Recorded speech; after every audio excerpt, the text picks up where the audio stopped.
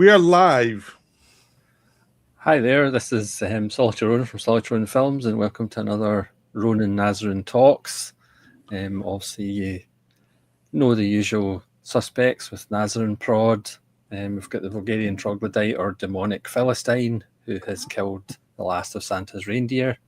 And we have Chris, who's back from his hiatus.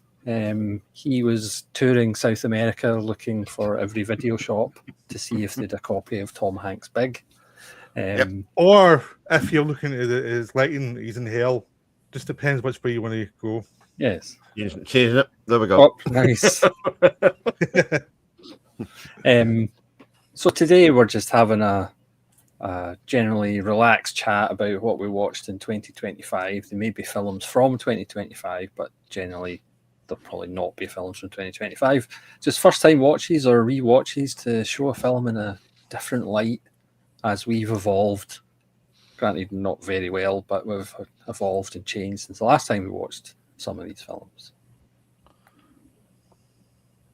Yes. See, that's why we let him talk rather than the rest of us. Because when we talk, it's going to be gibberish. Try my best to be gibberish. Yeah. So this is in no particular order or section. This will just be some good old chat about films and getting people to spend more money than they already have. Yeah. I don't have any money, so at the moment I'm pretty good at not spending money. It's like I have good deterrent. Yeah, I mean it's necessary. If you don't have it, you can't spend it. Yeah, I'm the same. So yeah. I've just bought a new computer, so that's me. Yep. I probably need to buy a new one. Yeah, like all I had was pre-orders this month, really, and that was it.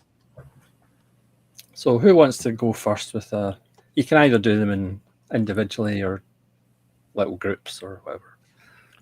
Yeah, I did them in groups because I was certain ones that's just like they're kind of all connected. So yeah, it's the same for me too. That some of them are in groups and some are individuals. So. Yeah. I just have a stack. All right. We'll let our guest start. Put pressure on him, Chris. On you go. Chris, well, actually, I'm going to start in a weird place. I'm not going to say this is the best film I've seen all year. I wouldn't even say it's good. But I am going to start with The Last Shark by Treasured Films, right? And I'm going to mainly talk about it because it's seen a graduation from YouTuber from one of my very good friends to being essayist on release, which is Mr. Sam Dunkley, film blogger Sam. This is his first thing that he did. He's got a couple more. He's got a video essay coming out on Monday for an EDA film title. But yeah, Italian, Jaws ripoff, not very good. But the release is really good. I actually quite like Treasured Films and what they do with the releases. This is the cheaper of their versions, which is just a slipcover. But yeah, pretty good.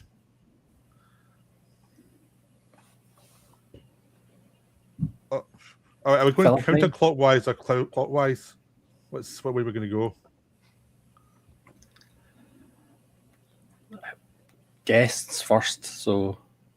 Well, that's weird because what's the thing is he a guest anymore? Yeah. He's in everyone. He's in everyone. He's not in the channel title unless you want to extend the channel title. Yeah, you should change it. So. Yeah, he's working on it. I think it's either counterclockwise or clockwise.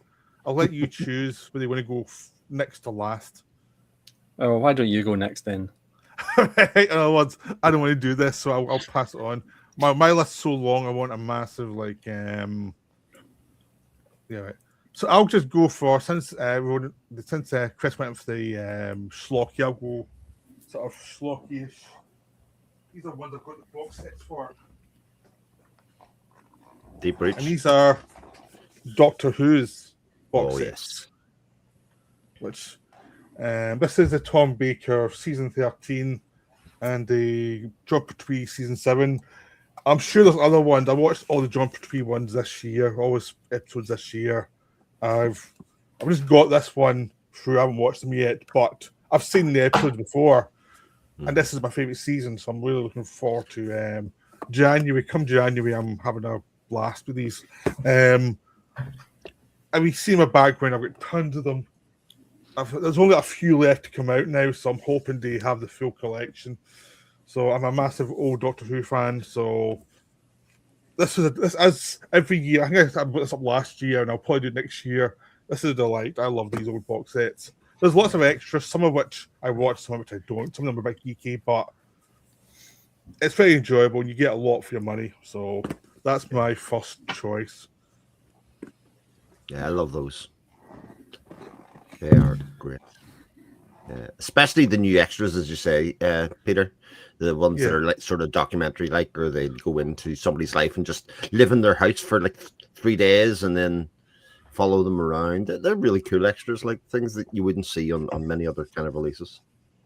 Yeah, plus they've all been remastered. All the old episodes are remastered as best they can be. And I mean, that's... I even like the season no one else likes. There's a few stories that are rubbish, but generally I'm pretty tolerant, so... yeah. Yeah. So that's my first choice. Nice. Yeah, so it's my turn, so I think, yeah.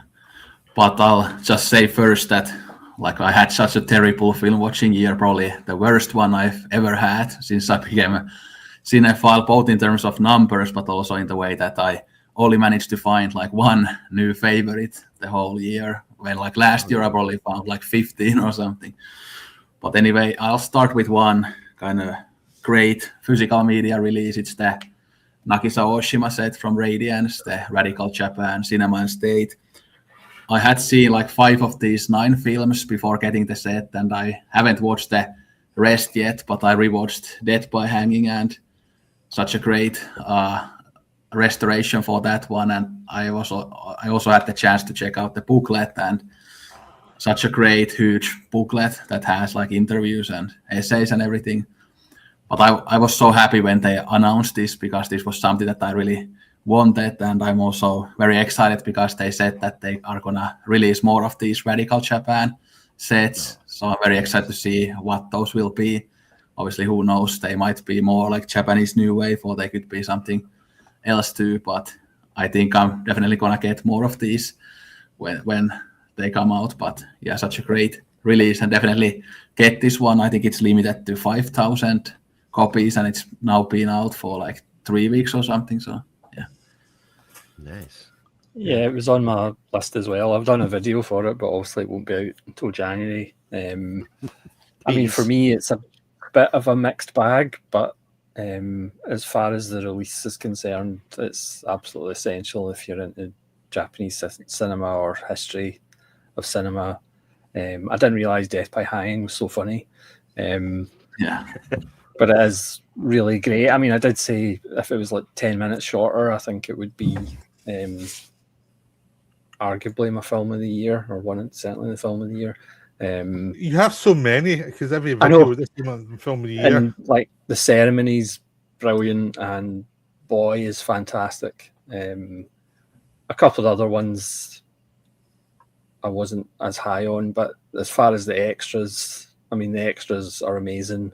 It really gives you an insight into not just Oshima, but the whole Japanese New Wave. So it's an absolutely essential box set. Yes, it's pricey, but I mean, hopefully it'll be reduced in places, because I don't think it will sell out that quickly just because of the price and because it's Oshima. But an amazing release.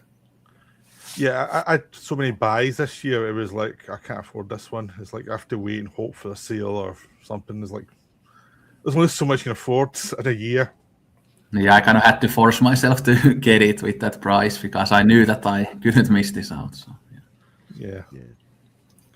Yeah, and as you say, hopefully they'll release more box sets from New Wave directors. I'm just going to go through a wee pile of 4Ks. I watched The Shrouds last night, which might be the film of the year.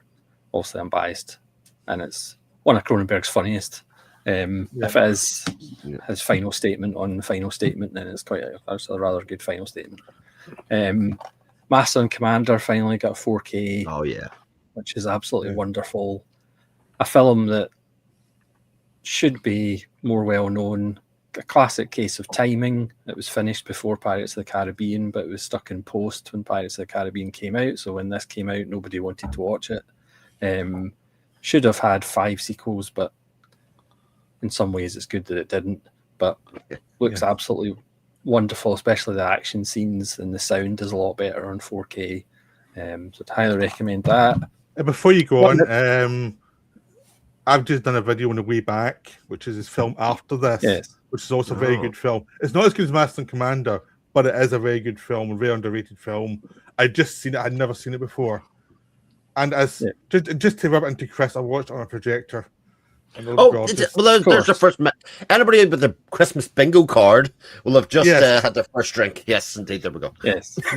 I'm just recommending trying to see as big a screen as possible. That one. The same with Master and Commander. They're both wonderful. Yes. I'll let you go on. One that really surprised me, but The Wild Robot, I thought was fantastic. Yes, it's a bit sentimental at the end, but it has to be because it's a kids' film. But I thought the rest of it was really enjoyable. It looks really good. I bought it really cheaply on DVD, and then after I watched it, decided to get the 4K instead. Phoenician Scheme, that's wonderful. Really good. Wes Anderson. Granted, if you don't like Wes Anderson, it's probably a bit too Wes Anderson. But if you like Wes Anderson, it's very Wes Anderson, and it's quite wonderful. And I did pick up a 4K of The Grand Silence. A French one. Yeah, it doesn't have English subtitles, but I've watched the film so many times I don't really need to know the dialogue. So that was just a bit silly, but it's a wonderful film. Well, back to Chris. But before Chris starts again, I'm going to say it's my new projector, not just my old one, it's my new one, so screw you. All right. Well, where is the old one? The old one's in another room. It's ready to go if I need it. Oh, that's okay. We're double going to have a projector in each room. Yes. Very good. I was going to say, actually, Ronan, for the man who held out from no 4K for so long, he's now just done a 4K only section. Like it's come full circle. Well, I've decided next year I'm not going to buy any 4Ks that I don't want. Right, okay, like the Wild Robot. Yeah, okay. Yeah. Also another full circle moment. Yeah. Right, I'm going to talk about a couple of box sets. In fact, I'm one short because I'm going to finish it. The actual best releases, I think, all year have been these. I think they're absolutely amazing. And I know my good friend Ronan actually has done a video about these as well. The Eureka German DIFA box sets are amazing. They're the good old style. Oh, there we go. I'm in good company. See, this is where we're at. Yes, I'm just bringing it up so that I know that I won't mention it now since he's mentioned it, but just so you know, that was one of my choices too. They are amazing. Absolutely amazing. They're like the old style box sets when box sets started, rather than just a collection of films. They're like a movement, and they have the whole story, and you can see the development from one film to the next. And they're so much fun. And like I watched the Strange New Worlds one, the sci-fi one. I thought, well, nothing will beat that. And then the Terror and the Fog set, the Walter Crimi films. I kind of thought they'll just be a collection of films, a bit like Columbia Noir, all the rest of them. But there's just something about those that are just like so. Like I've rewatched those multiple times, I think. Whereas a lot of the Columbia Noir and all of that kind of stuff, once you've seen them, there's always plenty more noir, and I just love them. And then obviously the Wreck and Ruin set I haven't even got to yet, but that was one of the box sets of the year, I think, for Mr. Ronan there. The Wreck and Ruin might be my favourite one. Yeah. I haven't watched that one yet. It feels like a January one. It feels like a depressing January one. Yeah, and just not for Christmas. Just on a side note, next year Deaf Crocodile are releasing a Defa Fairy Tales box set. Oh wow! Ooh. So that's one to look out for. I hadn't even seen that. Good. There's my wallet committed. Very nice and early. Yes. Got to prepare. All right, it's me now. I'll just go to my box set stuff as well, since one of them was that I've not seen. You can see my video on these films because they're wonderful. I was going to do that one. I was also going to do the Radiance Day box Ghost Story set, which are behind me You see it in my thing. I did not want to take them out because it's a load bearing box set, so I don't want to tend to collapse on me. So, but yeah, the day I got the one last year, one this year, but I didn't watch them all till this year because the one I got last year came late. So I thought I'll wait till next one. So I watched them all in one go, and they're all amazing, and they're just wonderful. And I would have done that my first choice, but I thought when I was going to say it, so I thought I'll leave it for the next one. But he never said it. I'm sure he's going to kill me now. But they're wonderful. They're great. They're beautiful atmospheric. I love Japanese movies, but also when they try and do gothic stuff from different cultures or their own culture. Because they also did the Bloodthirsty trilogy. Was also they were trying to do Hammer stuff a while ago. So I love old Japanese ghost stories, and also watched Yugetsu again, which is wonderful. Brilliant.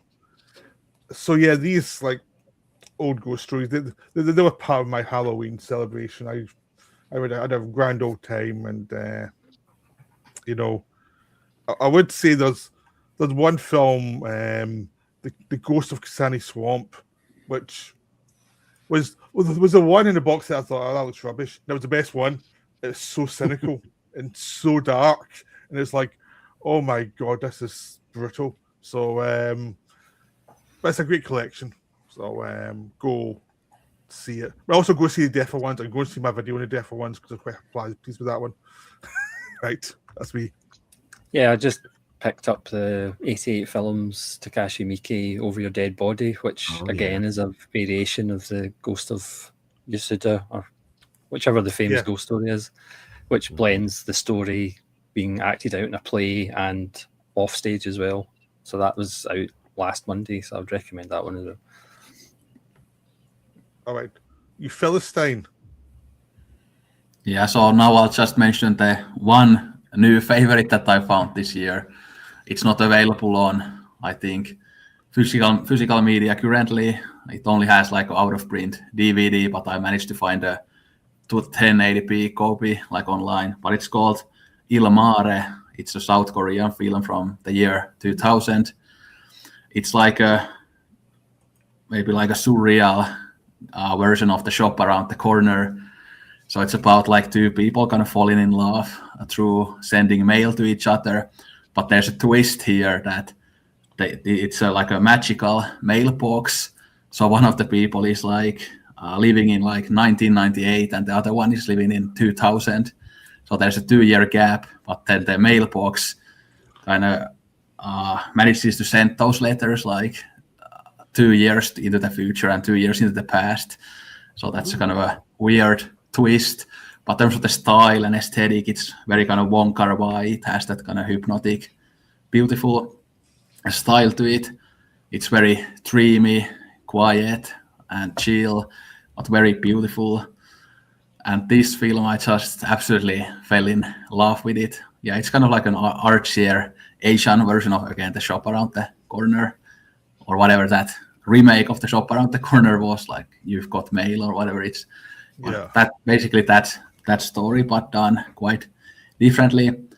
And I don't know anything about this director beyond this film. I think he isn't like one of the great directors, but he made this film, and this is a great film. But beyond this, yeah, there's not that much to watch. But yeah, I would highly recommend this film if you can find it, and hopefully it will be also released on Blu-ray or 4K sometime in the future. Yeah. Cool. Sounds interesting. Indeed. I would just do a little third window. I was really amazed when I heard this was coming out because my copy of the first film in the trilogy was taken off Channel 4 from VHS and then transferred to DVD. It's the Maiku Hama trilogy. Mm-hmm. The Most Terrible Time in My Life was the one that I'd seen in the 90s on Channel 4. I'd never seen The Stairway to the Distant Past and The Trap. Did a video on this. These are absolutely wonderful film noir via Yokohama. Just absolutely wonderful. One of my films of the year, Samurai in Time, which probably isn't film of the year caliber, but for some reason I just found it actually quite moving because it is a love letter to samurai films itself and making of samurai films. And again, like I said in my review, realise how important samurai films have been to me. So Samurai in Time, probably some people think it's like a 3-star film, which is fair enough, but I just absolutely loved it for what it meant to me. Chris. Yeah, I'll mention actually, but while you're on the third road trip, New Religion is one that I really enjoyed this year. The sound design on it especially was amazing. I was actually watching it in the house and had the sound bar going on downstairs, and people came running downstairs because there's like a really like deep, the antagonist has a really deep, like kind of almost boomy voice to it, and everybody's coming downstairs going, "What the hell is going on in this house?" Because I had it up so loud. I was like, "It's just Japanese weird film, you know." It's just, So natural perfectly kind of natural. stuff. Yeah, exactly. Like, just come on and join while watching it, and had took one look at it and run away. But yes, I enjoyed that quite a bit. You mentioned these earlier on, so the Japaniki stuff from immediate films, of which the Mickey film is one of. I've really been enjoying. Some of them are actually weird, like Evil Dead Trap. Definitely is weird, and I really enjoyed that. And this is a very normal Japanese film in a certain way, but it's another one of those Japanese films that's been remade and made multiple times. This is the later one, Get a Flesh, about a story about a group of people living in a house, basically, and they take in a man, and they're kind of people want the land that they're on and that kind of stuff. It's really good. I think it's really good. There's nothing very much Japanarchy about that one, but it just happens to be a really, really good film. And I just think I really like that line. Yeah, indeed. There's something about that line that just screams to me, interesting film. Let's just watch that. And there's plenty of them. Pinocchio 964 being a bit the crazy side, and then plenty of others that aren't. But it's a good place for somebody like Mike. As you again, next year they're releasing Sakuran, which is a film that I've mentioned quite a lot as one of the most colourful films of all time. They're actually releasing 2 from the director in March. Excellent. So Sakuran, I would highly recommend people picking up when it comes out. Awesome. Back to you, Pete. It's me, right? All right. Go to the box sets again. These are films I bought before, but I never watched until this year because I got into like, older movies. So, I watched Haxan finally, and it was terrific. Haxan was wonderful. Finally got into watching it. I rewatched Phantasm box set in Blu-ray, and that looked gorgeous. But the two that I'm really excited by, I did videos on them. One was Five Tall Tales. The Bud Betticher box set with Randall Scott, which had some wonderful films in it. Finally got around to watching them. I'd seen 1 or 2 of them before on TV, but I had not seen them for a long time. And it's like, these are amazing. These are stunning. You can get them Criterion in America as well. I think that stuff's well sold out now from Powerhouse. It's about ages ago. And this other one is insanely sold out. This has been sold out for a decade, so there's no way you can get it. And that's how long I've had it before I finally got into watching it. It's The Fuller at Fox, yes, facts. Yeah. which is wonderful. You get Fixed Bayonets, Pick Up in South Street, Hell and High Water, House of Bamboo, and 40 Guns, all of which are excellent. Yeah. Which you can probably pick up individually. They're just great, like 90-minute movies, 80-minute movies. The way you actually look at the movies and think, yes, some films should be much shorter than they are, maybe a much more punch. Because I recently I saw Eddington, which was 2.5 hours, and it was like an 80-minute film in the body of a 2.5-hour film. And it's like, why is it so long? There's no reason for this to be as long. But this is how you do it right. 80 minutes. Yeah. Have some good actors. Wonderful. Great choices, Pete. Yeah, Sam Fuller's always one of those directors you forget when you're making lists of directors. Well, I don't have the chance because I watched them all this year, and I was like, oh, I've missed out. So I've got some other ones to watch that I'm give myself a break, then I'll go back to watch them so that I've got more to watch. So I'm trying to piece it out. Demonic. Yeah. So I'll mention a director here from who I watched like 3 films from. So it's Zhang Yimou, that famous Chinese director.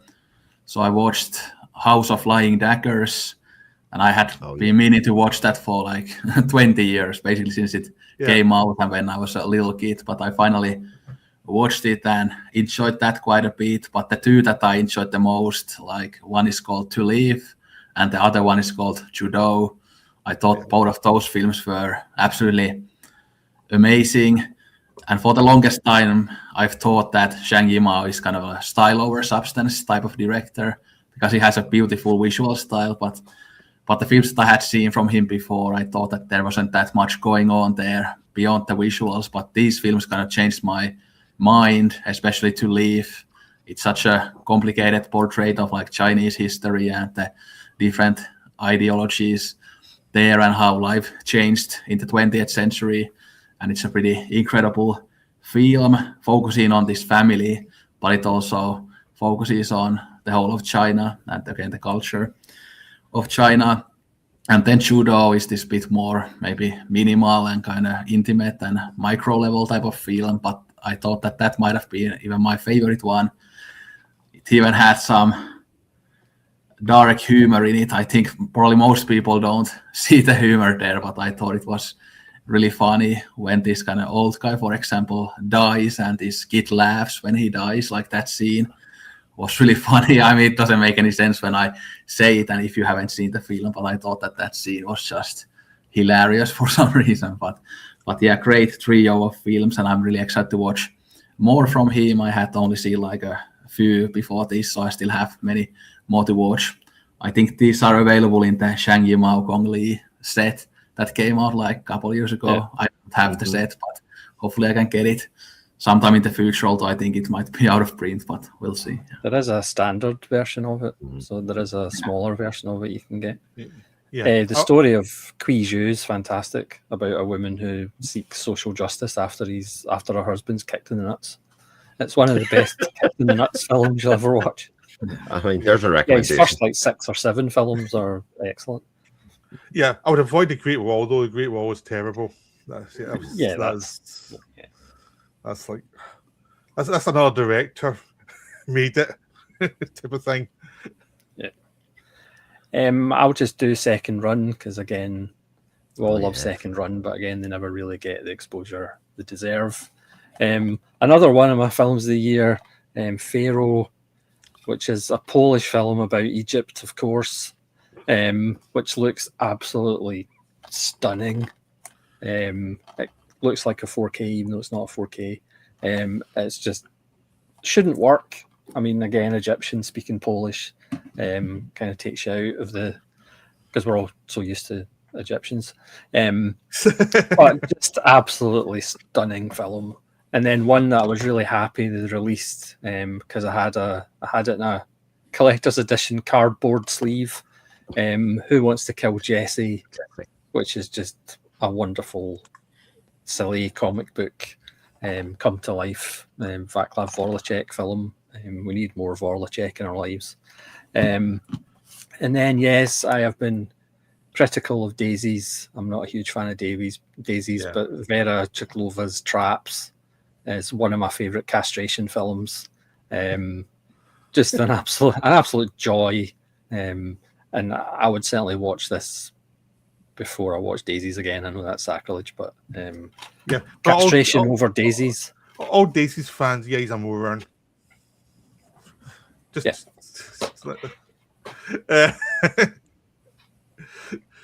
Chris. Or is Chris frozen? Is he frozen? Or is he just ecstatic? He seems very happy. Yes, he's very happy, or he's frozen. He's happy frozen in time. So, Nazrin, do you want to go next? Chris is in ecstasy. Oh, damn, I wasn't even ready. I was getting ready, June. No sign of him, right? I'll go to Studio Ghibli films I watched. Chris is gone. I'll send him another invite and hope Right, give me a second here.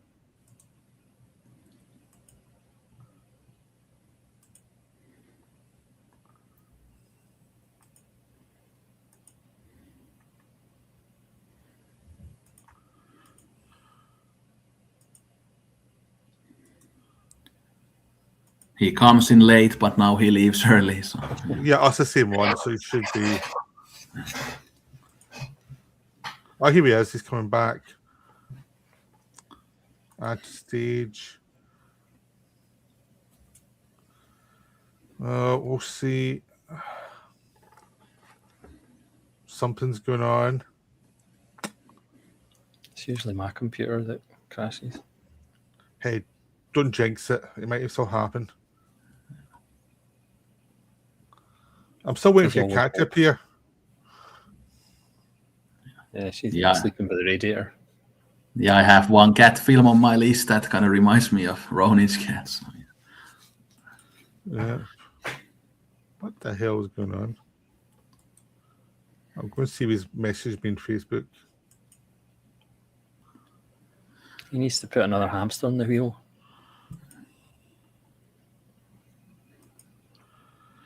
His USB adapter keeps disconnecting. So is it internet problems? Oh, here he is. Oh, he's back. You look so happy. It's when you froze. Oh no. I moved my computer many whiles ago. Just basically inside baseball, so I moved my computer. Signal worse. Problem not fixed. All right. Well, it's your turn. Oh, it's my turn. That's good. Well, I'm gonna bring the tone down. I thought that maybe this is why I was disconnected, because you get to a certain age and there's a certain type of film that you're supposed to watch, and I kind of thank God Amazon exists, because you don't go into the shop and buy them off the shop. So I'm going to talk about the Roman pornos from Idiot Films, and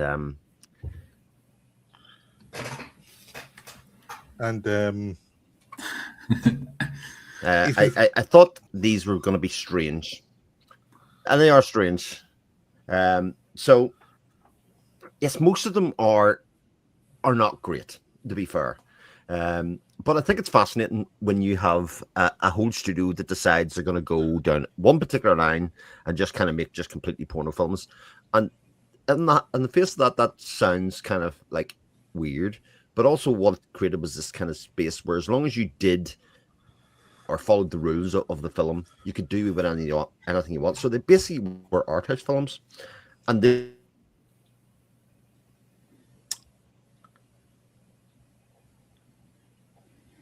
Has he been censored by the internet? Yes. I can't blame YouTube this time for censoring.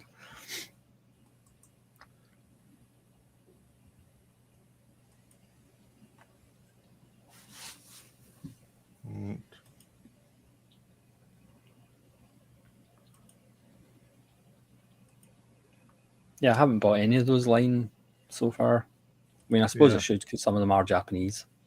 Yeah. Oh, here he is again. Oh, no, he's gone. Well, last time it's Studio Ghibli while he's trying. Oh, here he is again. Yes. Up. At the stage, right. The Green Pimpernel. Girl Hell, good film in weird category. That's the short part of it. Really good. Excellent. Category. The internet's censoring you for being that old man. I mean, I think that's quite fair. To be perfectly honest, I think that's probably right. Censor the hell out of that. Yep. But it reminds of Studio Ghibli, just to make you feel even more a pervert. Get in. Yep. I can thank the Demonic Philistine for this one, because he was talking about them and I said I've really been to watch more of them. So I actually did it this year because of him, basically. I'm just talking about it. I've always meant to watch more of these. So I watched My Neighbor Totoro, The World of... No, that's not the right one. Oh, brilliant. Porco Rosso, The Cat Returns, Grave of the Fireflies. I accidentally put the wrong title in here. Sorry. So yeah, Porco Rosso, Nip Toro, Cat Returns, Grave of the Fireflies. So I'm having problems too here. These are wonderful. It takes a while to get used to the style of them, but they when you have something like the Grave of the Fireflies, which is about World War II surviving after the war, after the bombs go off. And Cat Returns is a lovely fantasy. Porco Rosso, which is a tale of the resistance in France, fighting the Germans and the Italian things like that. And Neighbor Totoro, which is a beautiful story about children and mortality. So you have very different films with very different ideas in them. They're all just beautifully done and wonderful. So I'll be watching more next year. I tend to watch these as I go. I feel like watching some, so I'm taking my time with them and enjoying them. But yeah, it's a Philistine is kind of prodded me in that direction. So thanks, Philistine. Yeah, you're welcome. Yeah. Right. So it's your turn. Yeah. Well, back in January, I watched quite a few Jacques Rivette films, and there were 3 that I liked a lot. One is called Gang of Four, which is kind of fitting for today, as our Gang of Four is back together. So yeah. But then there was Up, Down, Fragile, and then The Duchess of Langeais. So those are all 3 are some of his like very cryptic, weird films, because Jacques Rivette, of course, mostly did very weird cryptic films, but Yes. there are some of his films are kind of more normal, like The Nun and Paris Belongs to Us. Those are 2 that are more easy to watch, but then the rest are almost like very difficult films. And I don't really understand any of these 3 films, but I just love the vibe of them and the cryptic narratives of them. I wouldn't say that these are like absolutely like top tier Rivette. They are more like 8 or 9 out of 10 type of films, not 5 out of 5 films, but they are still great. And I think 2 of these are available in the kind of Cohen Films label in America. I think Gang of Four and Up, Down, and Fragile are available there. But then The Duchess of Langeais, I'm pretty sure that's not available in English language Blu-ray, but I could be wrong. But yeah, great movies. Yeah, I'm not clever enough to understand Rivette.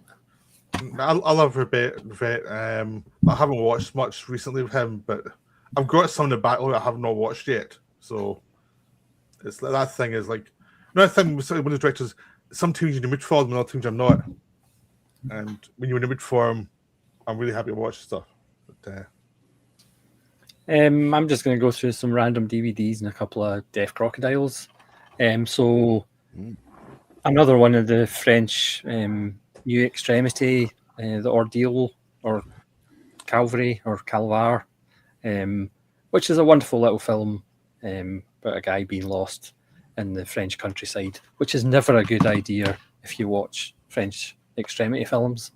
Another Masamura. Did he get tickled to death? No. All right. That's the least of his worries.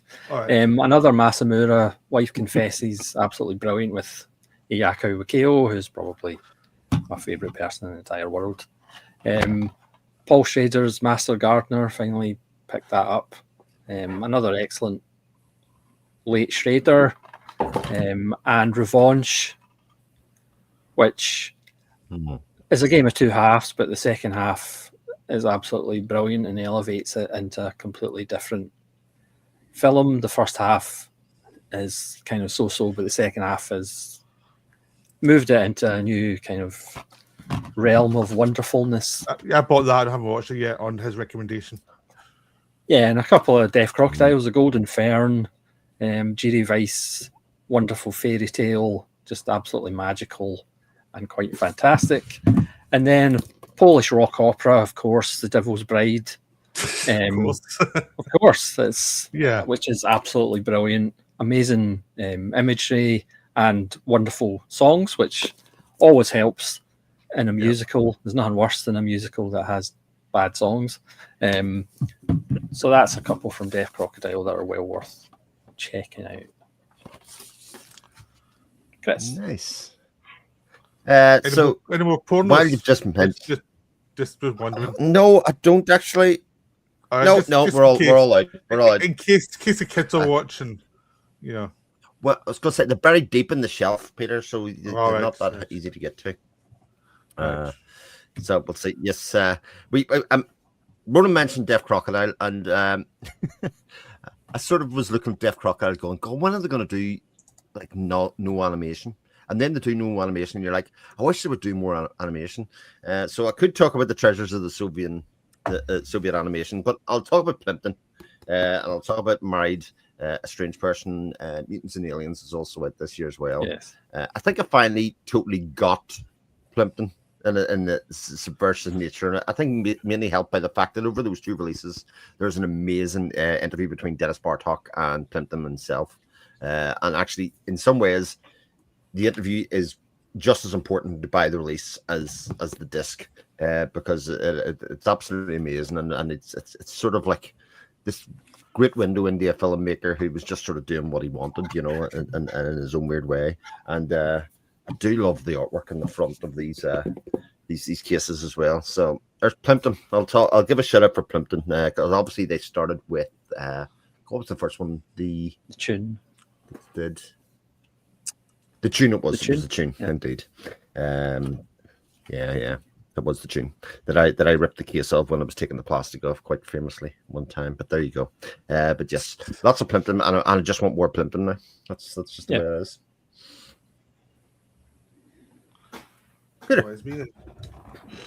This is just a collection of Blu-rays and 4Ks from the year.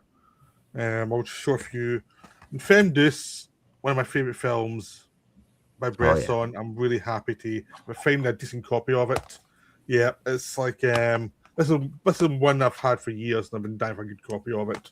But it's been one of the Bresson film. I talked about how great it was, and no one's ever seen it. So it's nice to actually have it seen. It's 4K of Cross of Iron, which I finally got to see in 4K. That was gorgeous. Amazing. Barry Lyndon Steelbook. There's the one just released by Warner's. It looks gorgeous. So I'm really happy to get that, because it's one of my favorite films too. I'll just read out the rest of the list, because I was not going to go through all my boxes sets and find all this stuff. Godzilla vs. Biollante 4K, which looks very nice. The 3 Outlaw Samurai, which I finally got to watch, which is a wonderful film. The Wages of Fear 4K, which was gorgeous. Yeah. Aye. I'm ready to mention Yugetsu, which is just great. I finally watched 3 Ages, the Buster Keaton film, which I thought was hilarious. The Way Back, which I've mentioned when Ronan thing, that was one of the films this year that really impressed me. Meituan, I think I've finally rewatched. And I hadn't seen it for years, but it was great to rewatch. The same with The Right Stuff, which looked great. That's one of my favourites. And Bruiser 4K. I finally went to watch, and I bought it last year when it was released, but I never went to watch it until this year. But it's really good. So those were kind of the individual ones that I jumped out at me as films I really, really enjoyed and had a great time watching. And yes, Chris, they were on my projector, just so you know. Oh, good. And drink. There we go. Yep. Do you ever put 2 projectors on and just walk between rooms? No, that'd be stupid. That'd be really excessive, stupid. some might say. And I had to buy a new projector. The other one had a stain on it. I had to get rid of it. So it was like, so it wasn't because I was trying to buy a new projector. It was like there was a problem with the projector. Just in case you think I'm going mad or something. No, it was a problem. I don't want to. Philistine. Yeah, so I might as well lump a few films together, just like you have done. So because these have a bit of a similar theme, I guess. So I watched a couple of the Greg Araki Teen Apocalypse trilogy films. I had seen one of them a couple of years earlier, but I watched the Doom Generation and Nowhere, and I like those like really horny queer films that are just so much fun to watch, with great soundtracks, great characters, great aesthetic. Yeah, really enjoyable films. Then I watched this very campy kind of queer action comedy called DEBS, which was really fun. I enjoyed that a lot. It's kind of like if Britney Spears like music came to life in a film, like it's that kind of bitchy type of like really good, fun movie. And then one more that I mention here is like the Wachowski sisters neo noir film Bound that was released by Criterion, Oh yeah. and that was such a enjoyable thriller. Like it has some of those kind of neo noir tropes that I don't often like that much, but here I felt like the story was just done so well. I love the characters, and it was a lot of fun and very intense, entertaining plot as well. So yeah. Good. Again, I'm just going to do a couple of BFIs and some indicators. Getting Nosferatu 4K was absolutely wonderful. I did see the Eggers Nosferatu, which was fine, but again, it was never going to beat Herzog's of the original, and also Aguirre Wrath of God in 4K is absolutely wonderful as well. Hopefully we'll get more Herzog in 4K. And then just a little pile of indicator. I'll admit myself, indicator perhaps have fallen off a little bit, but they still have the odd gem here or there. And Justice for All, which I'd never seen, which is actually very funny and very enjoyable. Robert Shaw, there's just not enough Robert Shaw films, so The Hireling is absolutely wonderful for prime Robert Shaw. The Liberation of L.B. Jones L.B. Jones is one of those little gems. Absolutely brilliant. From William Wyler, late William Wyler. I think it might be his last film. War and Oates has been a recent theme, but certainly these two unusual westerns with Monty Hellman, The Shooting, and I can never get the title right, In the Whirlwind, are absolutely wonderful. And of course, one of my films of the year, The Night Porter, which I just absolutely adored. Directed by a woman. Granted, I don't have that many films directed by women, but this one is absolutely brilliant. I never knew The Shooting and The Whirlwind was actually out on Blu-ray. I always had rubbish copies of them. Yeah, it's Criterion Region A. Yeah, but obviously you've made me think I'm ready to get that. I love those films. Yeah, not surprisingly, the prints are better than the DVDs that I had. Yeah, DVDs are terrible. They're great films, but the prints have always been awful. Chris? Has the streak come to an end, Ronan? You know, your favourite actor, who's not your favourite actor, but is in a lot of your favourite films, George C. Scott. Is the George C. Scott run over for Ronan? I did get Islands in the Stream, which is kind of strange, but also kind of wonderful, but it didn't make the list. Yeah. Oh my God! Things. He's taking a year off. Takes a year off. That's it. Yeah. It's just a year off. Don't worry about it. He'll be back next year. So the whole world's gone crazy. He's sold versions of the Thing. He has no George C. Scott film in his year-end list. You know, it's a new person. I have to hope the Hospital comes out next year just to wind him up again. Yeah. I'll do a little run of Radiance films that I enjoyed this year. A couple of them actually are double packs. So Armando Almi's Il Posto and Il Fidanzati, Fiancés, both amazing, both kind of low-key films, kind of just about people living in Milan and kind of a little bit neorealism plus 10, 15 years in some ways of people just trying to make their own way, but almost these love letters to Milan as well, because Milan was undergoing building changes, and it's like this document of Milan itself, which was just fab. Love that. Also, double pack was the Nomad, and yeah, amazing.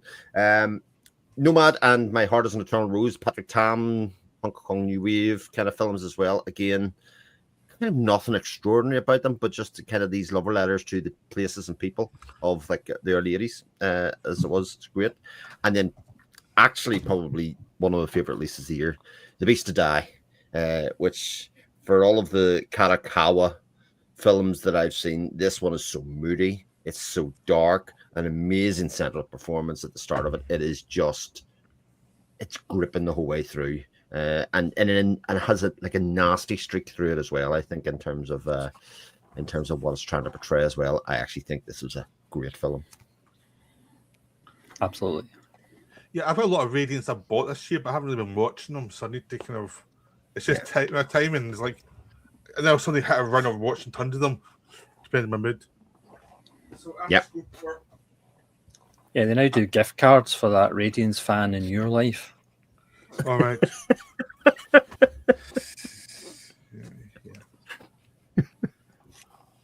But I'm going for Arrow stuff that have come out this year.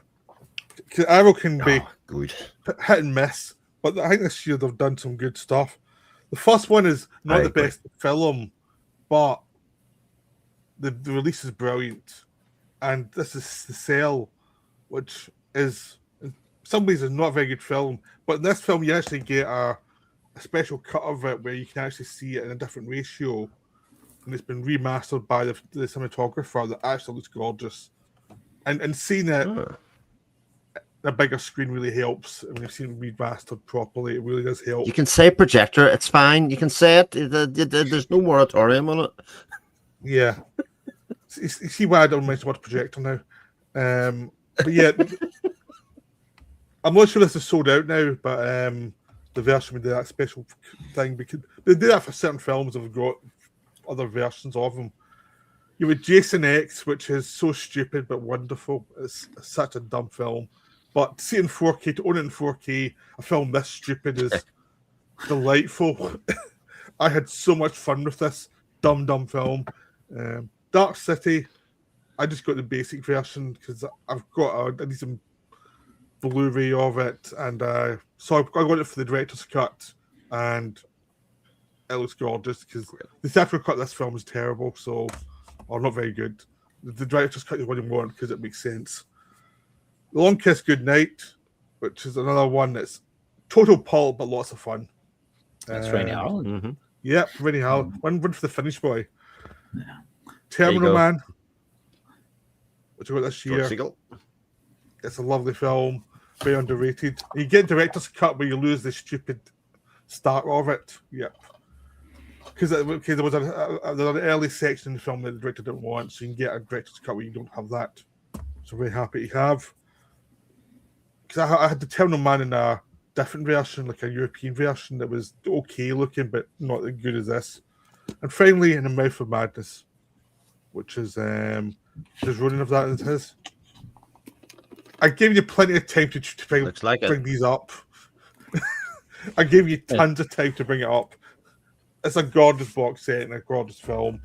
And yes, Arrow have done some good stuff, lots of good stuff. I think Arrow is a case of they're not quite as good as they were, but some of the re-releases, they do a lot of good remastering, a lot of good extras. And it's like, it's still a decent service. It's just like compared to something like Radiance, it's more interesting. But you still get a lot of good stuff. That's me. Yeah. So my turn. So I'm gonna mention a few Japanese slice of life films.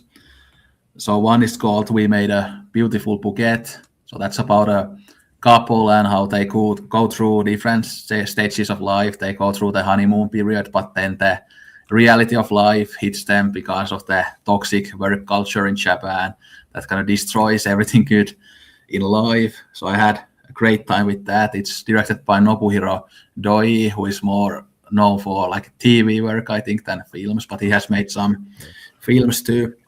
Then another one is called 1 Million Yen Girl, which is about this young woman who gets out of prison and she needs to start a new life after that. And she goes from place to place. She doesn't want to stay in one place for a long time.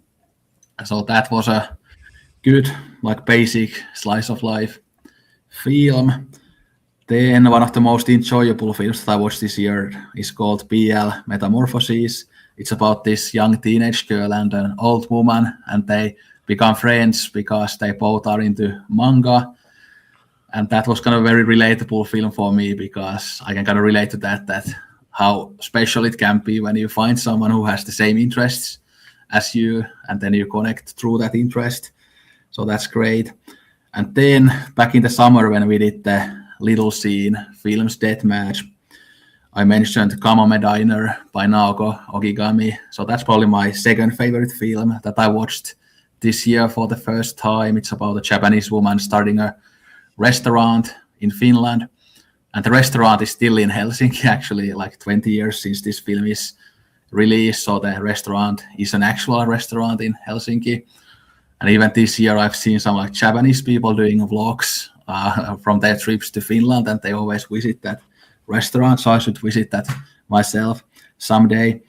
Then I also watched another film from Naoko Ogigami called Rent a Cat, which is about this woman who has this kind of cat rental business, and she rents cats to lonely people. And it's about loneliness and cats. It's a really fun movie. I think Ronin should watch it. Yeah, it even has a white cat that looks like a flipper in it. Yeah. This is That sounds right up my street. Yes. yeah. This sounds like you're going to be the real equivalent of a cat lady when you're older. They're going to open the door enough. Absolutely fine with that. Things. And a massive cat's been eating your body.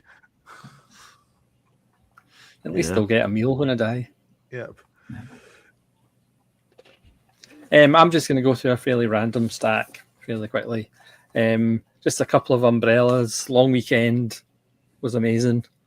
Bizarrely, this edition has the soundtrack as well. Finally saw Jean de Florette and Man in the Source, which absolutely blew me away. I'm going to have to get the Criterion 4K because they are absolutely gorgeous. Because Yves Montand has certainly went up in my estimation the last few years. These are absolutely amazing films. I saw them in the cinema. Just to brag a little bit, I saw them in the cinema. Well done. Yeah. I suppose that counts as a projector. A projector. Yep. Kim Kiduk box set that I picked up at a reasonable price. Which, I mean, Kim Kiduk is pretty amazing. Obviously, some of them are better than others, but absolutely wonderful box set. I was wondering Talks when you about were going to Warren get to Oates. him. I was wondering when you were going to get to Yeah. him. Yeah, I watched a couple of his films like a month ago as well. So. Yeah, talked about Warren Oates and Cockfighter. Now, obviously, there are real cocks involved in this, but this is a wonderful film. Again, Monty Hellman, who had a wee Monty Hellman run, so to speak. But Warren Oates loses a big cockfight and then decides he's not going to speak until he wins the championship. So he doesn't actually speak for a lot of the film, but because it's Warren Oates, with his facial expressions, it is just absolutely wonderful, even though there are real cockfights in it. So obviously you couldn't make it today. And another one by Carlotta, Neil's Movie Channel had recommended, The Grey Fox, with the wonderful Richard Farnsworth, is just absolutely beautiful. Again, it's shot like old photographs, based on a true story, and it's just absolutely gorgeous. And then this year I got through quite a lot of Svankmajer. So Little Otic, which is absolutely brilliant. Surviving Life, which is absolutely brilliant.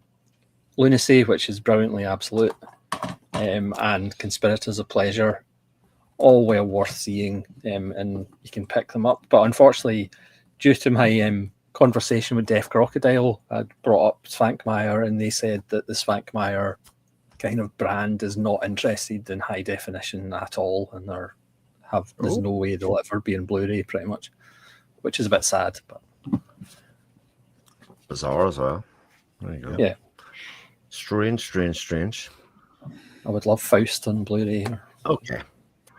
So, yeah. I'm going to go for a couple of arrows since Peter brought them up. They are in a bit of a strange place. They keep on releasing these kind of just okay movies from kind of my teenage years and that kind of stuff, and then some other good. So, like Here we go I again. think was Outland, and I don't have Outland in front of me. I don't have Outland on me, but the Outland release I thought was amazing. Lost there in we go. Space. Yeah, he's there, but it's Man, good taste. Again, he has it in front of him because it was a great release. You know, that's just the way it is. Lost in Space, weird one because it's definitely a kids' movie, but it's very dark for a kids' movie, so I can see why it didn't land, and I can't get away from the fact that Joey Tribbiani is in it. I sort of wonder what people will think of the movie if and when they don't know any Friends references. But I thought that was a good release. And then for Arrow, they do these indie horror movies, and I always like all of them, even though the quality of the films might be good. Crumbcatcher was okay, Perpetrator was okay. Loop, actually very good. A kind of film about a guy who seems to have mental health issues, and what makes Loop Track good is you don't know what the horror is in it. You don't know if it's him, you don't know if it's the people that he's with, you don't know if it's something else, because he's like kind of going on a journey through the outback or through a forest to find himself or to kind of deal with his mental health, and there's people that come along with him, so you don't know the nature of the horror. And Loop Track's actually really, really good.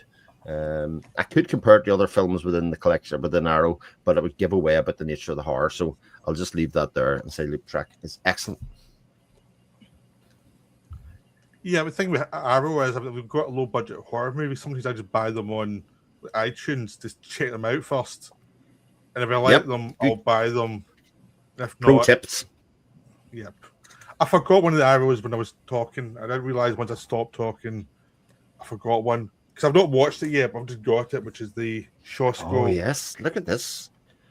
I think it's the last one, and it's gorgeous, but I haven't even got to it yet because it's such a big set of supernatural films. So that was for my last choice. I forgot. I realized once I'd stopped, I'd forgotten to mention that one.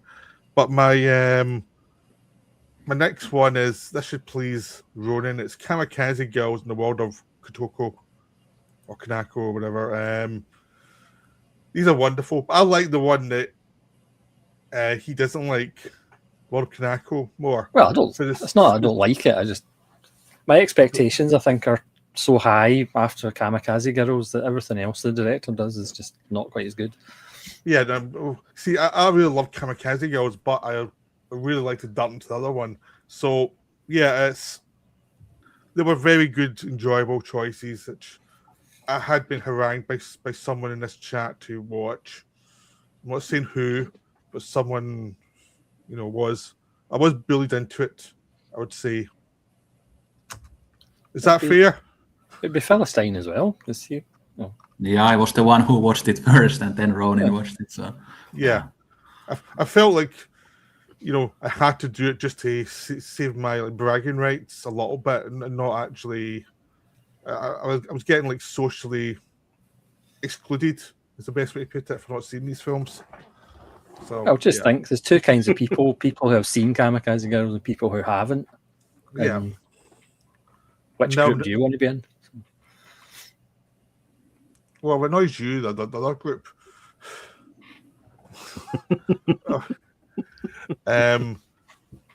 On to the Philistine again, then. Yeah. Well, I'll mention a couple of Japanese films from Nobuhiko Obayashi. So in the 80s, he made a film called IRU, You and Me, and then he remade that film in the 2000s, and that one is called Switching Goodbye Me. So I watched both of them in the same day. So they are like a body swap films where you have a teenage girl and teenage boy, and they swap bodies, and then lots of fun and weird stuff happens. After that, I liked both of these films. They are a bit different. Some of the scenes are exactly the same. Some of the dialogue is exactly the same, but then the tone and the mood is very different. So the 80s one is very goofy and it focuses on the humor, while the remake is more melancholic and very sad. And the second one I thought was better, made me really emotional, but I also like the first goofy version of the film. And it has that fun, kind of nostalgic style of Obayashi. The films are both of them are funny, even though they have different tones, and then we get all the weird stuff happening when you have a different body suddenly. And of course, it's a kind of fun idea to do that. And I think these are some of the best kind of body swap films that I have seen. So yeah. Yeah, I would just do my Arrow most people have talked about it, but they haven't talked about the Shat film of the year. That's Incubus with William Shatner. Incubus. shot in Esperanto. It's absolutely gorgeous. I still haven't upgraded to the 4K, but the Blu-ray still looks gorgeous. Black and white You cinematography. promised like months ago you're going to do that. Yeah. You promised. I know. Leslie Stevens, director in his first film, Private Property, I recently picked up. And again, that's like Warren Oates' first film, or one of his first films, a home invasion film, which is interesting. But Incubus just blew me away. It shouldn't work, but it totally works. And then finally watched Dance in the Dark. I think this is actually my reigning film of the year. I'll have to double check the records. Yeah, just absolutely brilliant. There's not much else to say apart from it's just wonderful, happy-go-lucky, great family entertainment, Dance in the Dark. And then arguably the maddest film, Elizabeth Taylor in Identikit, which is completely insane, but still sort of works. Yeah, you have to see it to believe it. Makes a wonderful double bill with Boom by Joseph Losey with Liz Taylor and Richard Burton, where everybody was drunk. Say that again. Boom. Come on, say it again. Boom. Yeah. Because it's got the exclamation mark. Liz Taylor and Richard Burton were so drunk that they offered to buy the house that they shot it in, even though it was actually just a set and it wasn't a complete house. And then a film that I've seen many times, but arguably the release of the year, Swing Girls on Kimichi Blu-ray, an actual proper release of Swing Girls, made in the same year as Kamikaze Girls and Vital. I mean, unbelievable year, and an unbelievable film. Yeah, I've got this theory now that Ronan wants to be a teenage Japanese girl. Yes, who doesn't? I mean, who wouldn't? Yeah, Yeah. exactly. Turn back time. Oh, Find a way. Yeah, indeed. Right, I'll go for a little stack of Criterions for filmmakers. So I'll go for Sean Baker's Prince of Broadway. I watched Takeout this year as well, and this kind of early Baker, which was very guerrilla filmmaking, where he just walked around the streets and kind of made a film with a handheld camera. Amazing. Like I'm a big fan of Baker for that. The follow-up, well, not really the follow-up at the time, but Crossing Delancey by Joe McKinsilver. I watched Chilly Scenes of Winter, which I loved, I think probably last year. Crossing Delancey, loved that as well. Again, very understated in terms of just this woman who's under pressure to find a man, has an idea of the type of man she wants, and all of that kind of stuff. And then I know Ronan has talked about this a little bit as well, but if Ask Kiarostami's The Wind Will Carry Us, the story of a guy going to basically parasite and prey on cultural traditions as an outsider who you can't help but dislike, but around, and very, very Kiarostami kind of window into a culture, a subculture, or a little group or village that you just can't help but sort of be romanced by. So, yeah, Wind Will Carry Us, those three, I think, were all very good.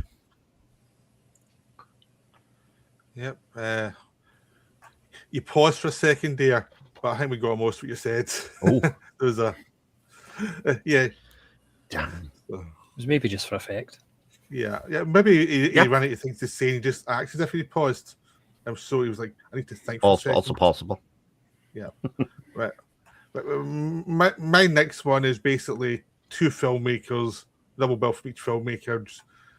Basically, it's the Orson Welles' The Immortal Story and Macbeth, and Murnau with Faust and City Girl. Basically, these are rewatches mostly. Apart from City Girl, which I hadn't seen, the other ones are rewatches where I had seen them, but I hadn't watched them for a while.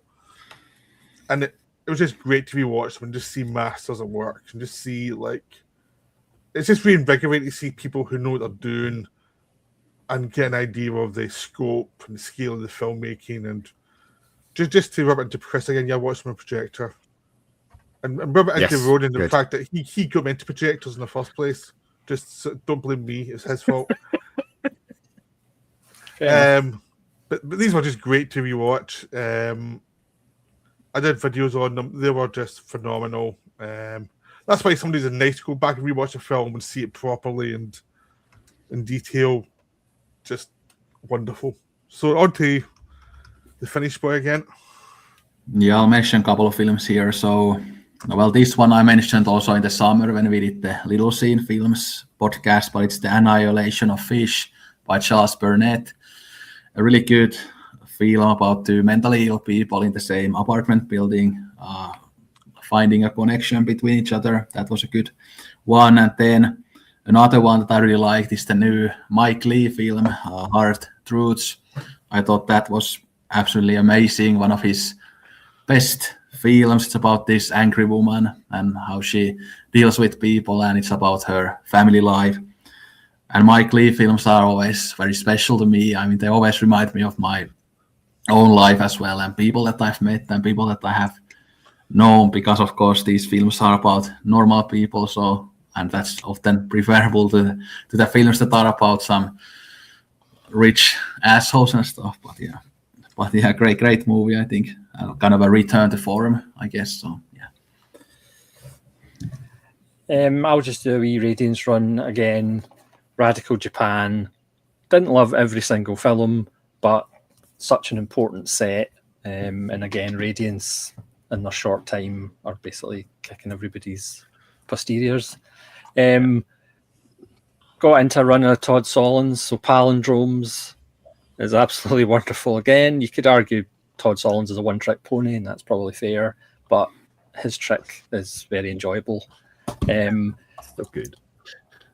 Again, overshadowed probably because it was out in the same month as the Oshima set, but the Ogre of Athens absolutely blew me away. Kind of film noir, kind of neorealism, kind of Kafka, really poetic, absolutely beautiful, about a man mistaken identity.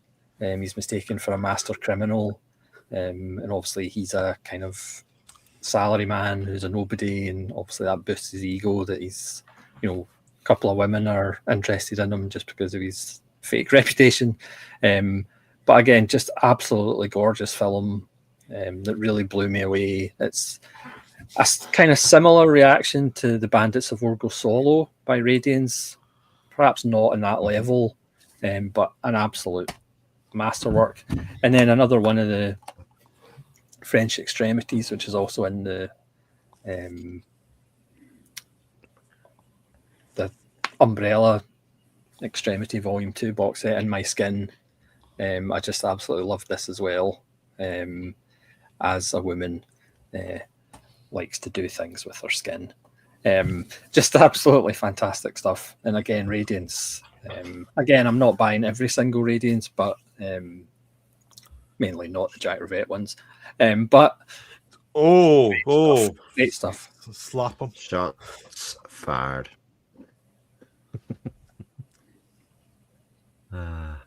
Okay, so I've got a couple of another hodgepodge. I'll start with the pervy one. So nobody's mentioned Russ Meyer films that were done by thing last year. They are interesting. I think I always like them more after I watched them than during them. They're all kind of I actually quite like Vixen kind of more than the rest of them. The Super Vixens he's too angry and too woman hating in that one to kind of get, but they're good. The Bobbins film of the year, which I will actually say, Peter, The Cell would run this very close because it's complete and utter Bobbins as well.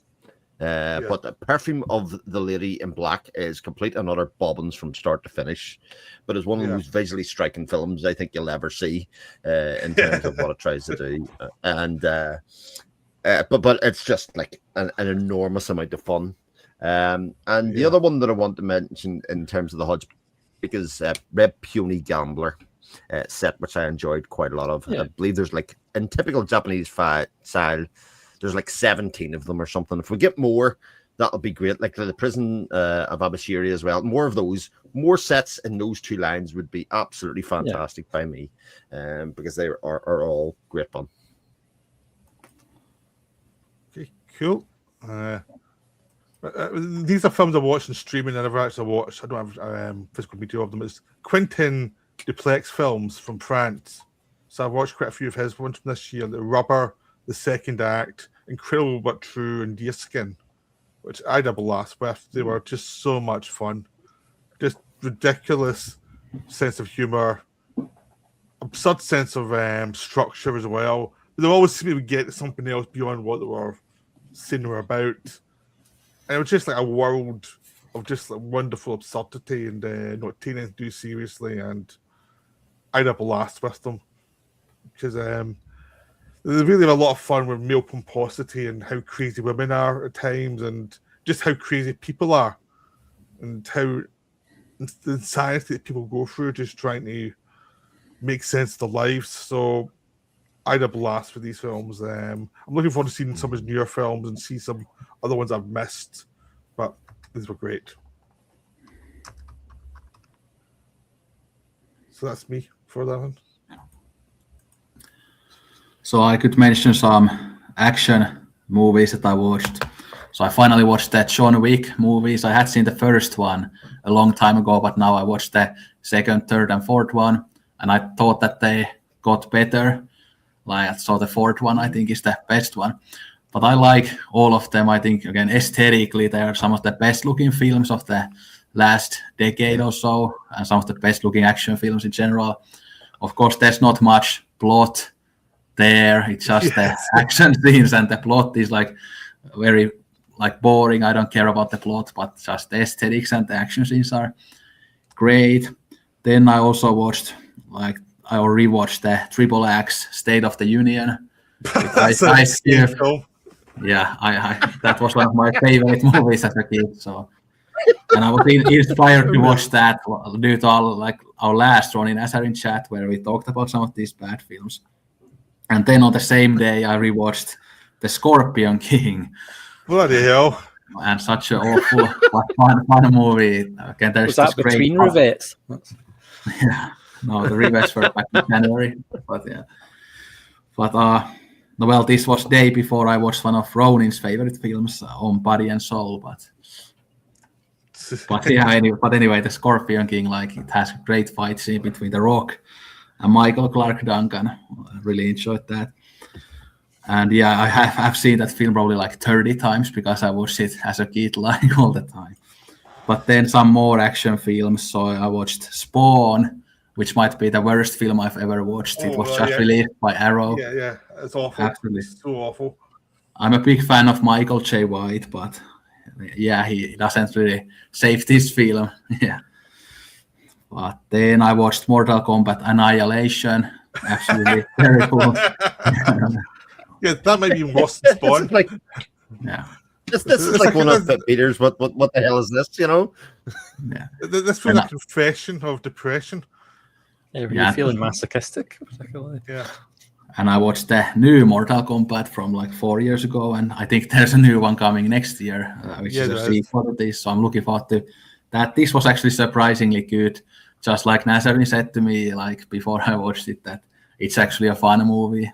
It's not good, and aesthetically it looks like your average 2020s film, but it was a fun movie. And then I also watched the newest Triple X film, Return of Xander Cage, which felt like a Fast and Furious film, but I had a good time with it. Then I watched a couple of the Marvel Spider-Man films, Far From Home and No Way Home, the kind of latest ones. And Spider-Man was always my favorite Marvel hero, but I liked the No Way Home quite a bit. I think that had a pretty interesting plot, but the Far From Home, which is the earlier one, that one I wasn't a huge fan of, and I kind of hate Jake Gyllenhaal, and that had him as a villain and such a terrible performance. But yeah, those were surprisingly fun. I hadn't watched Marvel movies in quite a while, but it was interesting to return to that world after a 5-year break or something. Yeah. Is this a cry for help? Yeah, that sounds. It's bad coming from me. This is coming from me. Do you need help? Wow. No, well, on my birthday, I watched the Princess Diaries film, so yeah. Yeah, it's a cry for help. That's good either. It's like going down a rabbit hole with an oncoming train. But yeah. One of my favourite releases of the year and one of my favourite bricks of the year. Le Faux Filet by Louis Malle. This has been stuck on DVD for so long. As far as the Blu-ray, unlike the box set, it's obviously on Blu-ray in the Louis Malle set. But as a standalone, it's just absolutely brilliant.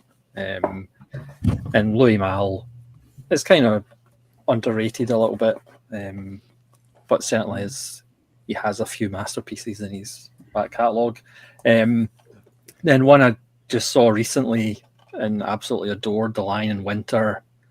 This is 2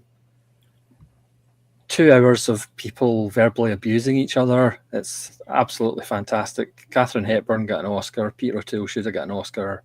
Anthony Hopkins is actually very good in it. It's kind of Shakespeare via Howard Hawks, via David Mamet, and it's absolutely brilliant. And then From the speaking same of writer as Robin and Marion. Sorry? Same writer as Robin and Marion. Speaking of Shakespeare and Anthony Hopkins, Titus really surprised me. I actually adored Titus, even though it's a bit ridiculous at times. But Anthony Hopkins, again, proves that he can act sometimes. And then getting back into Peck and Pa, Pat Garrett and Billy the Kid. I think this is actually my reigning film of the year. Just absolutely amazing. Made me cry this time because I'm not on enough drugs. And speaking of Warren Oates, Bring the Head of Alfredo Garcia, seeing it again after decades, it just blew me away again. Just absolutely brilliant. And a film that I'd never seen, bizarrely, because I'm not a Steve McQueen fan, but The Getaway is absolutely brilliant as well. I haven't seen the Alec Baldwin remake either. I probably won't. But certainly I went in a Peck and Pa. I went in a Peck and Pa run, and yeah, he is back up in my estimations. Yeah. Ronan said The Fire Within is not on Blu-ray apart from this, and I said I've got it on Blu-ray. Right. And the Louis Malle set. Yeah, I know, but yeah, I watched with Andre this year. I enjoyed it, and then I tried to watch Vanya on 42nd Street, and I had to turn it off after 20 minutes because it was so annoying. It was like Americans doing Chekhov. No, don't do it. It's just wrong. It's an aberration.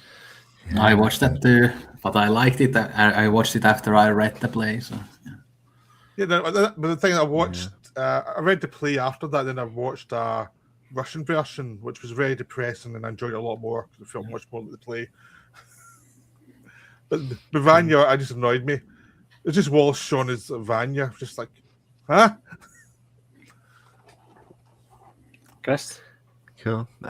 So I've been doing what I'd call the Oscars projects. We're doing a little podcast with a couple of other people doing every Oscar winner from 1960, etc. So we've done 12 films this year, and it's been interesting to go back to films that are supposedly all great. Some of them are absolutely terrible. Namely, The Deer Hunter. It's absolutely abysmal as a film. I look back. I look back. I look back on my letterbox. I had 4.5 stars, and I rewatched it. And honestly, it's another classic one of those. It's about 90 minutes long of a film. It's very Michael Cimino-esque in terms of 90 minutes of a film there, and it's 3 hours. And at a certain point, I was like, for the love of God, finish this film. It's been done 25 minutes ago. There are aspects of it that are very, very good, Peter. I will definitely say that, but I was so annoyed by the end of it. It just absolutely turned me over the other edge. Other things that I had forgotten or didn't know how good they were. Amadeus is bloody fantastic as a film, even though it's all bobbins and made up. But that's films for you. And then I've never seen before, Like Ordinary People or Terms of Endearment, I both thought were both great as well. So it's been a cool thing to kind of go through and kind of reevaluate. And The Godfather also still one of the greatest films of all time. Part 1, by the way. But yeah, see, there's a controversy. I will admit on rewatching it again, it is very good, but it's nowhere near like the greatest films of all time. Yeah, I agree with Ronnie. So. Nah, I love It's no Godfather. Spawn. Yeah, it's brilliant. That opening scene in the wedding is just cinematic brilliance. I think it can be argued once it gets past that point, it kind of devolves into soap operation. But I think the framing of the entire film and the whole trilogy from that first scene is unbelievable for me. Yeah. Ignore Ronan. He's an idiot. No, I he's can tell right from this his one face. time. I so, like the yeah. Deer Hunter too. Basically, because it's Walken. If Walken wasn't in it, then it's a different conversation. But Well, okay. But the thing, we all get those films. It's like, why is this so loved? And you go, I don't get it. We've all got them. Yeah, it's true. It's like it's just one of those things. It's just like we've all got one or two of them that are like, I don't get it. I just do not get this. So, mine's is. Did you have a choice there, or did you just ramble? Chris? This were talking about his films. All right, I all think right. the 12 films I watched this year thing. Yeah, All right. God, it's getting testy here. I was wondering. I was like, I can't remember what his choice was. We went so far off it. It was like, I mean, mine's is Val Lewton films on Blu-ray and DVD that I saw this year. So I went back to watch some of them. There was Ghost Ship, Bedlam, Isle of the Dead, and Seventh Victim, which I really enjoy. I get into the habit of watching his films every so often. Every so often I fancy watching some, and then I stop and I watch some more. And I had a ball with these films. I mean, Ghost Ship is the weakest one because it's the most procedural and it's the one that isn't watched very often. But Seventh Victim is wonderful. Bedlam is great, a great Carlo performance. And Isle of the Dead is wonderful. Look at paranoia within superstition. So I had a ball with these films. When Val Lewton was on his game, he really did some great stuff. You know. So Yeah, he did. everyone always talks about Cat People, but a lot of the Cat People is probably his obvious film. But a lot of the other films he made from the success of that film are actually a lot better than Cat People. So that's my choice for Val. So I'll go through like many 4-star films that I watched in November, starting with The Neon Demon by Nicholas Winding Refn. This was actually surprisingly good. Yeah. Like, yeah, it's a little, definitely a little misogynist, obviously coming from that edgy asshole. So that's what you expect. Yeah. But like, but one thing that always blows me away about these films is how good they look. Like aesthetically, this was like incredible.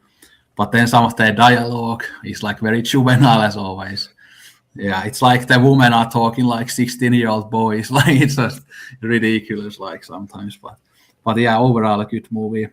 Then I watched like 3 Criterions. One is Blue is the Warmest Color, a good movie, but also quite misogynist. It has this like terrible, like long male gaze lesbian sex scenes that are just fucking hell. Like I can just imagine how awful it was for the woman in the set with that kind of creepy director. But other than that, it's a good movie.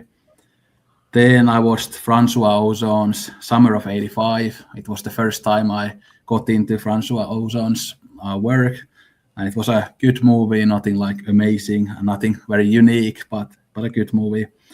Then again on Criterion, I watched Mildred Pierce.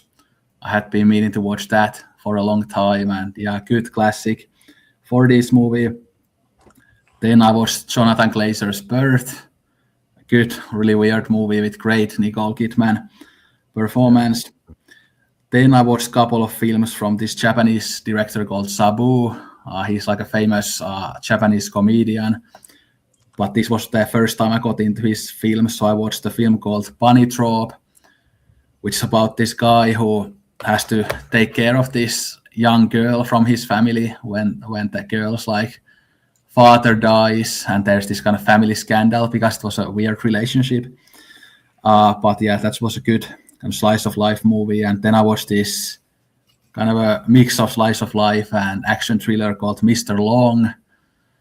It's like like a Japanese and Taiwanese kind of co-production, even though most of the movies in Japan. But that was a good thriller, so I enjoyed that. So, and then Ronin mentioned Kim Ki-duk earlier, but I watched Birdcage Inn and The Vow, and both of those were good movies, not as good as Spring, Summer, Fall, Winter and Spring or Three Iron, but still good 4-star films. But yeah, those are some good movies for people to watch.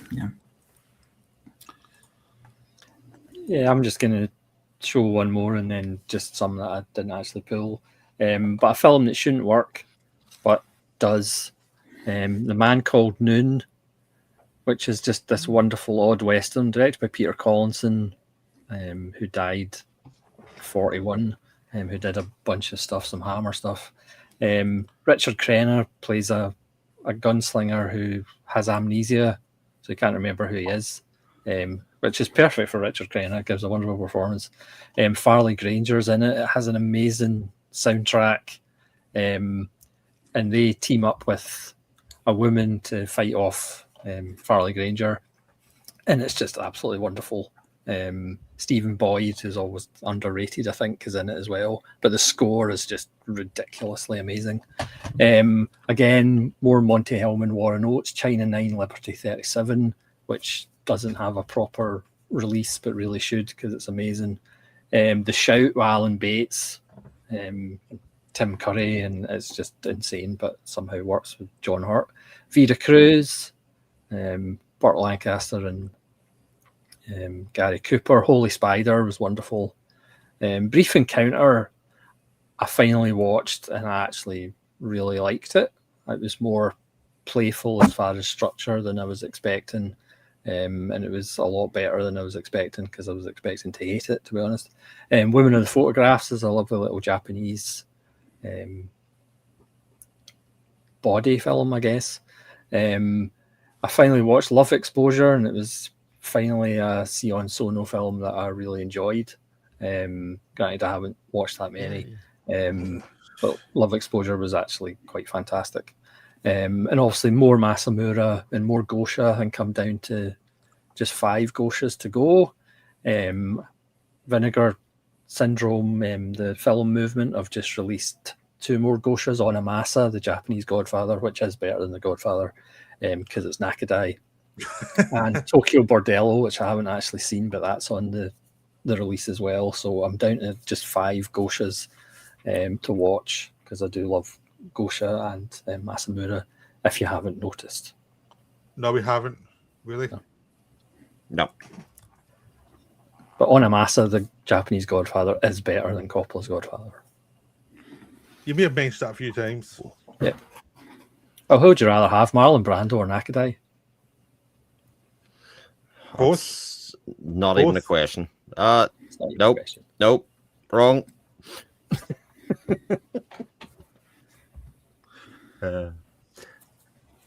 Well, back to me. Well, I'm tapped out, so I'll just say that the best film I watched in the cinema this year was the Ballad of Wallace Island.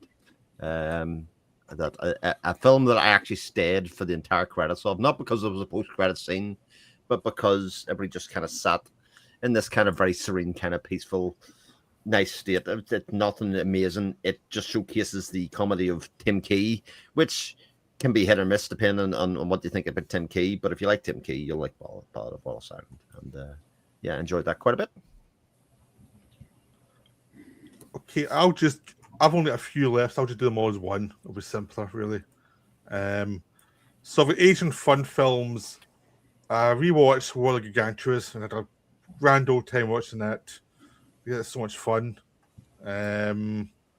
I also watched The Seventh Curse, which is insane. A film is absolutely nuts. Oh, yes. That's absolutely... There's no defending it as a film. Yeah, but it's just great fun. The Good, the Bad, and the Weird also did blast with it. It's just a lot of fun. Mm-hmm. I watched Moby Dick with John Huston this year, and I really enjoyed it. I thought it was really wonderfully moody, theatrical. I really enjoyed the hell of it. And I finally went to watch The Lineup, which is a wonderful film noir that is just great. So those were the last of mine, really. Those were all. I think I've done videos on all of those, but they were all just great fun. So that's Don me Siegel's tapped another out. director that doesn't get talked about. Yep. Yeah.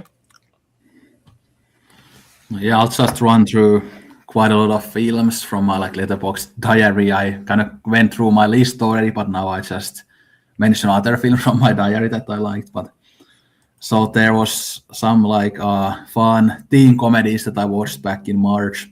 So there was this one called Sleepover, absolutely trashy, awful film but fun. Then one called Cruel Intentions. That's a pretty famous one. It was a kind of fun parody of teen films. I really enjoyed that. Sarah Michelle Gellar was great in it. Then Sean Tucker Must Die from the mid-2000s, like a fun kind of revenge teen comedy film. This is a cry for help now. This is really a cry for help. John Tucker Must Die, Jesus. Keep going. Like my phone froze, but yeah, there was Freaky Friday. I finally watched that. I need to watch the sequel. That was fun. Not then Ronin talked about Masumura, but I watched Seisaku's Wife. That was really good. Then I watched this Japanese thriller called Gonin from mid-90s. That was really good. I watched the longer cut. Then I watched Story of a Prostitute. That was a really good Japanese new wave film.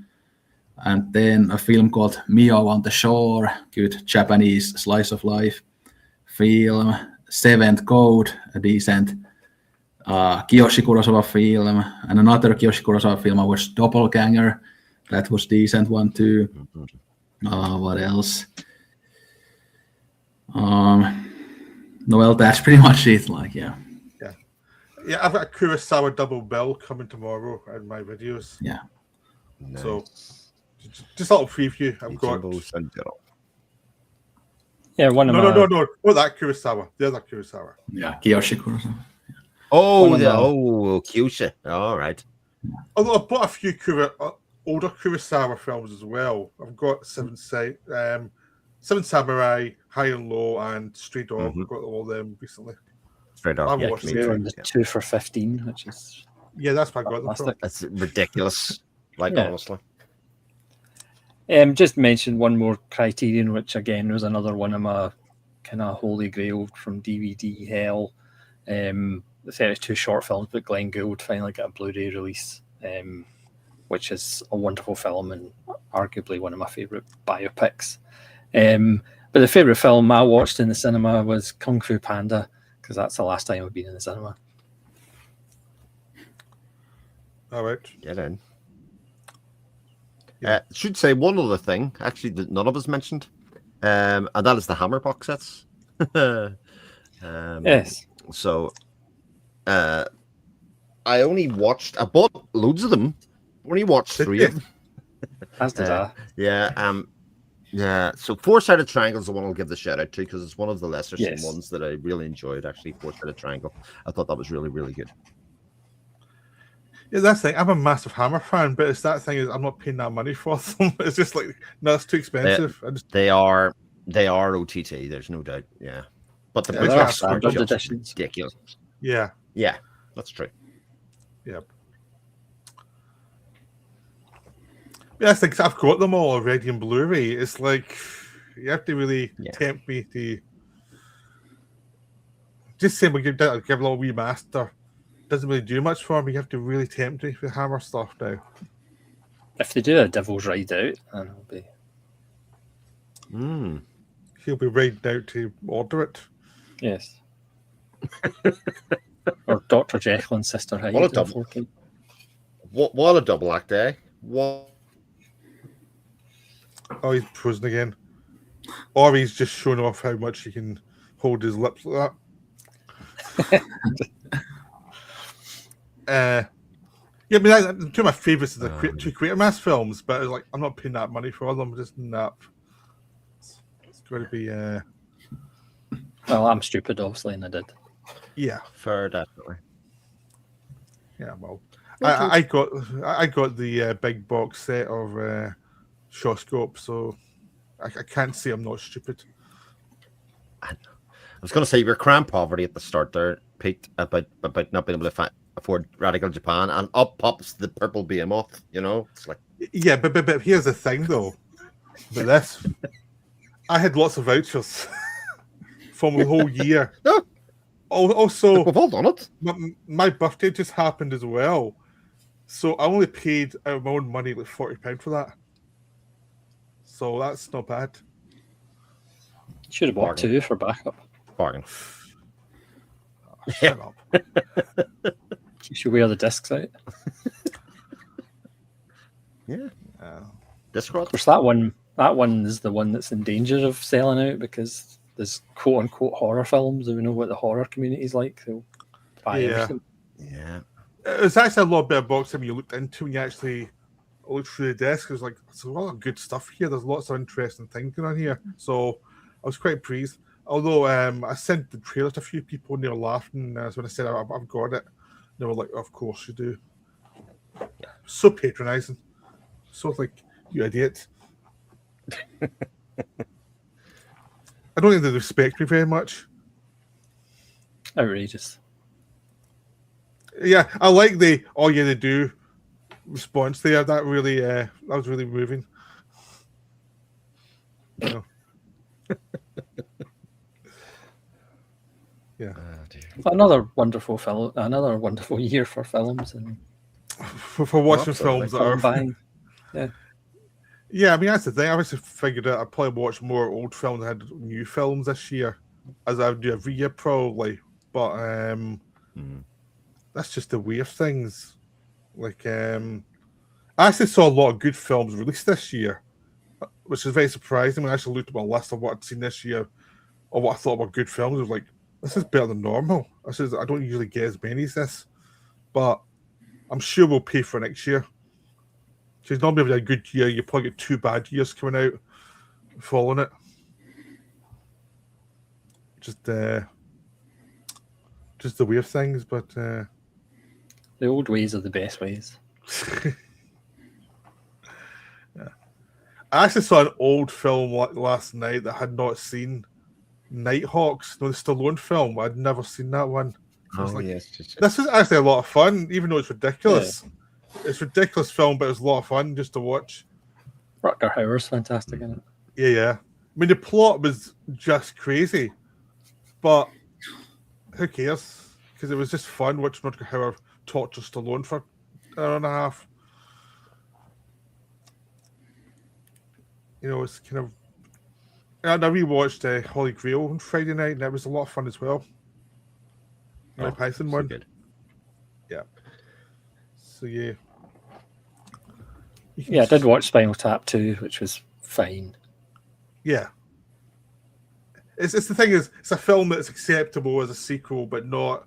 It's never going to top of the first one, but it's not an embarrassing sequel.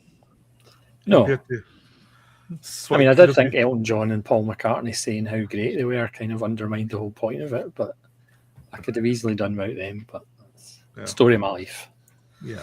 You're always picking faults at everybody. No one's good enough for you. Well, certainly not Elton John and Paul McCartney. Yeah. And on that bombshell, Yep. We have to go now. Thank you for watching. We never went off track too much. that was a wonderful skip through 2025. Yeah. Hopefully we've inspired you to buy stuff. That's the whole point. Yeah. The bizarre thing is the Monique Philistine said, I don't have watched much this year. I'll probably the worst list. And I was like, hey, you the best list. Which really makes me really annoying. All We those started all action these- films. No, all these obscure movies. Mm. He started talking about it, it's like they said better than what I watched. It's like, why would he say he's like not watched much? I think he was just quietly judging us. Really? Quality over quantity. Yep. Yeah. Well, the quality wasn't that good either. Well, depends. For the most part, yeah. Yeah. The thing is, you made it up when you got to good quality. And you had you had some knockouts. The main thing If- is, if we only you'd mentioned have Rennie got- Harlan. Yeah. Yeah, If only but you'd got basically- the Freaker Friday, I think that would have made it. Yeah.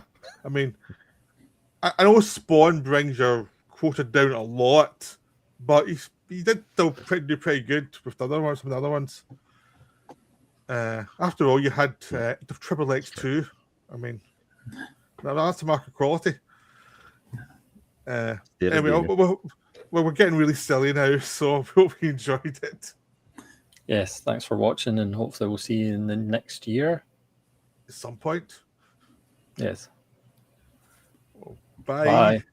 Bye. Bye bye.